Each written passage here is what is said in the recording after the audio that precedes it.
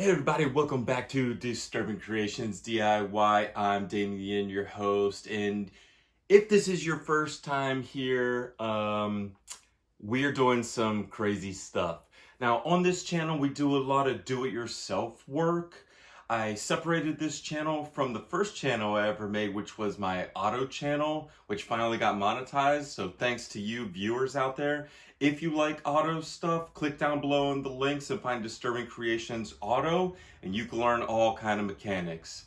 But for this channel, we're just doing DIYs like house repair, how to fix your laptop, how to take components apart and get free items. But I'm gonna try something new. Hey everybody, welcome back to Disturbing Creations, and today I'm going to show you how to start maintaining a pool. So when I bought my property, I had this hole here and there was no water in it and no liner. I scraped everything out myself. I took all this metal apart. It's called coping, it's metal molding. I sanded it all down and I painted it white so I didn't have to buy new. I did clean all this hole down here, and I paid someone to put a new liner in, but then last year due to COVID I couldn't get any chlorine, so I didn't do anything in my pool, and you see how crappy it looks. So we're gonna have to get all this water out and then start with all new water and new chemicals. I'm gonna teach you all about the chemicals, I'm gonna teach you about the pool, I'm gonna teach you everything that you need to know. My trusty cat Wolfie's out here, and you can see Meadow. Yeah, you can see it right there. Right there. So on my other channel, I'm doing a $10,000 challenge. So I'm gonna build a race car and from nothing. So we have to buy the car, we have to get the engine, we have to get the turbos, we have to do all this stuff with just $10,000. But because I'm kind of smart and I look into things and I am pretty good at engineering and being resourceful, what I did was I bought the two cars for $5,000.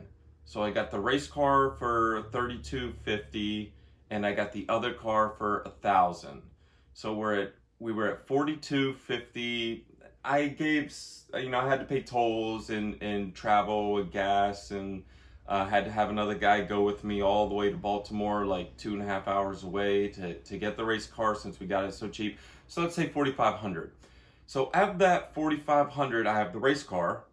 Now I gutted the whole race car, all the interior, all the parts I didn't want, extra donut and tools and that kind of stuff, because I already have another Boxster. So I don't need all that extra because this car is only going to the track or to shows. That's it, not driving it on the street. So we sell all that stuff. I'll probably get about $1,000. I haven't sold any of the poor stuff yet because I want to pick what is the nicest of the poor stuff and put that on my nice car, then sell off whatever I can in the meantime. Now on the Audi that I got, I only paid $1,000 for the Audi, but I took the engine and I sold $1,000 worth of stuff off the Audi. I scrapped the catalytic converters for $450, and I scrapped the rest of the car for so the catalytic converters and the car came to $600. I sold $1,000 worth of stuff, so that's $1,600. I only paid $1,000 for the car, so I got the engine for free, negative $600 back in my pocket, and I've still got all these sensors. I got the all-wheel drive transmission to sell. I'll let that go for like $500. I have the brakes front and back. I have the rims that we're going to powder coat on my other channel and teach you how to do that. If you're interested, hit Disturbing Creations Auto. It's in the link below. All this great stuff we're going to do. So basically, I got all my money back after I sell all this stuff. So I'm on a $10,000 challenge with a free Porsche, a free engine, free parts for my other Porsche, and $0. So now we're going to take that $10,000 and do a challenge on this channel. Now, I don't know if that's going to work or not because this is a completely different thing. I can't recoup any money on this challenge like I can for selling the car parts. But I did go and see how much the pool would cost for like a company to come in and make the pool. They said $50,000 to $60,000 to break the ground. First, you have to zone the pool. You have to do testing. You have to make sure that there's no drainage for your house or water coming from the street coming by that pool area. You have to make sure there's no electrical wires under there. You have to make sure there's no chemical spill so you can dig it out. You have to test how deep the the ground is before it hits water, because I live by the shore. And if you go down so far, there's actually water in our dirt. That's why I can't have a basement. But there's a lot of actual challenges to get this pool done. Then you have to get a backhoe in and dig out all the dirt. Now this is 18 wide by 38 long. I think 36 inches, 3 foot in shallow end, and then it slopes down to 8 or 9 inches in the deep end. So it is a huge pool, like 23,000 gallons. If I can get this pool done for $10,000 and no more, and it's worth $50,000 added onto the expense of my house, well, then I basically made $40,000 to the value of my house because I did all the work and everything myself. So I am going to recoup in the long run, but only if I get my house reevaluated to have higher equity in the home, or I'm going to sell the home, or I'm going to rent the home. Now, if I'm going to live here forever in this property, which we already have another property that I kind of like more than this one already now. But let's say I was going to live here forever and built the pool. Well, then it's $10,000. You get to use it for the rest of your life, and you don't really reap anything extra. But I gave you 3 other chances of how: by selling, renting, or getting a higher equity on your house so that you can get a loan or whatever else that you want. So what I'm going to do is, I don't know right now, but we are going to make this pool. Now, I do need people to help commenting down below and saying, you know, I just put a pool in my backyard, an in-ground pool. These are the things that were hiccups that we had to go around. You know, we wasted so much money doing this. Don't do this, just do that. Get salt water because we really like saltwater pool. No, don't get salt water because the salt eats metal. There's different ways to go. So like I heard, salt water is great if you have a concrete pool. I have a vinyl pool, has metal coping around it and metal walls behind the vinyl. So I've heard that salt eats metal. Once the salt eats that metal and gets jagged or pushes through, you're kind of donezo. You got to drain the pool, take the liner down, pull the metal out. I don't think it's a good idea. But maybe you have a vinyl pool and you've had it for 10 years with salt water in it and it's running great, and you just, you know, you added this extra chemical additive that I don't know about. But I will take any advice. I will even take advice to say, no, stop, just don't do it. Go out and buy a hot tub, have fun with that, and just fill the pool in, or build something out there like a glass top around the pool and make it a greenhouse because I want to do gardening. Whatever you think it is, I will take that criticism and run with it. But I'm really dead set on building a pool. So anyway, I'm going to take you outside and show you how nasty it looks. It looks like someone filled the pool up with tar. I think the swamp lizards are living in it, like the swamp monster or the creature from the Black Lagoon, if you ever heard of that. I'm really nervous about finding maybe a deer carcass or like dead raccoon skeletons in there. Hey, who knows? Maybe if we drain the pool, we'll find Jimmy Hoffa and be world renowned and a multi-millionaire for finding Jimmy Hoffa's body. If you don't know who Jimmy Hoffa is, put that in Google and have fun with that rabbit hole. But I digress. I mean, I do live in Jersey. There is a lot of mobsters here. Pool hasn't been emptied for years. So We might just find something.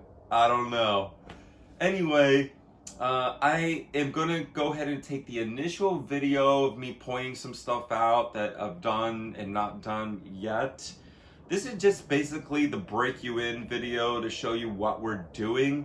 Every episode after this will be part of our journey. Like, okay, so today we went out and bought chemicals. These are all the chemicals that I was told to buy.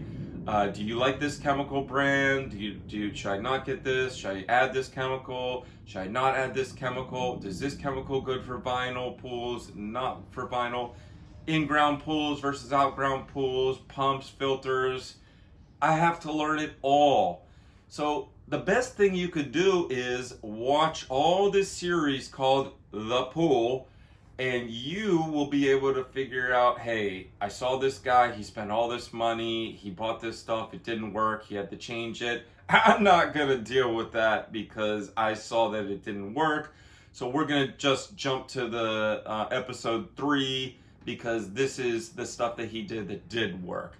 Or, you know, I'm thinking about upgrading something on my pool or doing a little walkway with paver stones or doing this or doing that.